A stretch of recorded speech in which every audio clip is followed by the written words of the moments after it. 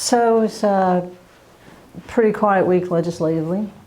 I understand that the governor and AG and DOC are meeting right now to discuss death penalty and moving forward with executions. So I'll be interested to hear what they have to say about that. We did have a gun bill yesterday on the floor. It's been becoming a pattern, I think, that the first couple of weeks are a lot of activity on gun bills, but the majority of my caucus disagreed with the bill. It allows schools to, allows guns in the public education schools, in the elementary and secondary schools. We've always opposed guns in elementary schools. We still do. The majority of us do.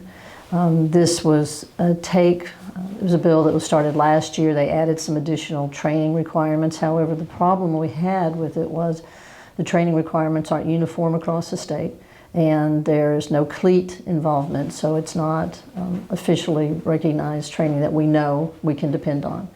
So the bill did pass, and it's headed back over to the House, so we'll wait and see what happens there.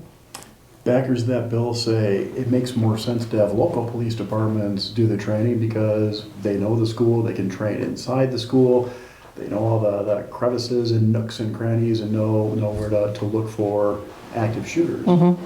Well, that's environmental. You know, yes, they know the building itself, but knowing the building is not going to do any good if you don't have the proper techniques and the proper training on how to react to an active shooter, and that's what CLEAT offers. So our thinking was that you need to have uniformity in training, and we need to have training that we know is going to address the issue.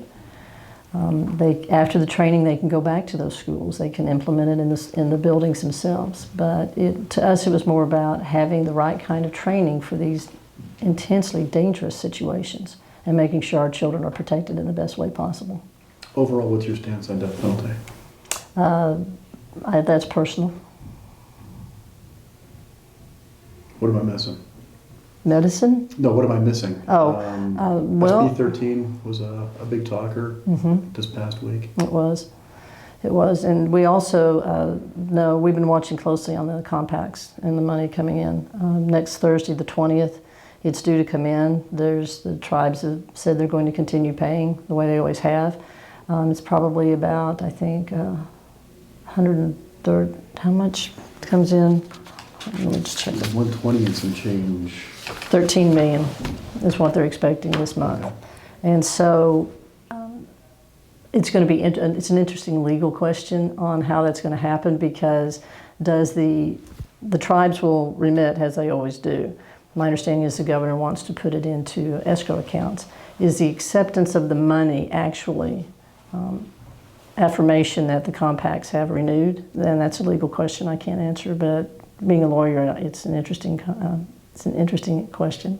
So we'll see how it happens. How are we going to fix this? Which this? We have a lot to fix. With the compacts, I'm assuming that your stance is that the governor is wrong. Is that accurate? Our stance is that the compacts have renewed. They renewed, and that I believe that the governor has made it clear that he does not think they renewed. The tribes have, from the very beginning, since last June, said they were willing to sit down and talk about this issue and negotiate, and that just hasn't happened, and I don't think it's been a lack of trying on the tribe's part. So it's in court now.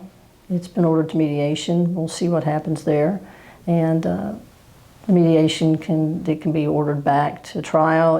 They may work something out. We'll just see. But yes, our position is the compacts have renewed. That money is going to continue to come in. It doesn't look like the tribes, though, are going to back away from their stance. The governor definitely has his heels dug in. Crystal ball it. How do you see this thing playing out? If it continues on the trajectory it is right now, the court's going to have to decide it.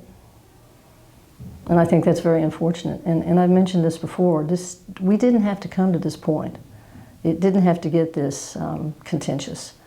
And I think that, frankly, the governor has pushed it into this situation. And I think that's a shame, because when you end up in litigation, it's hard for two parties or two groups to recover from that kind of situation. Litigation can drive a large wedge. And the tribes have been great partners for the state. They're like the second largest employer in the state, and I just hate to see us damage that working relationship. Do you want to hit on SB 13 real quick? I assume you're guessing it's or you're saying it's unconstitutional? SB 13? Yeah. We're looking at it. We're looking at it. Got to give me more than that. Nah. With that, that's pretty much all I got. Anything else you want to throw in? No. You're right, it was kind of slow. It was a Considering quiet, your side, it was a yeah. quiet week.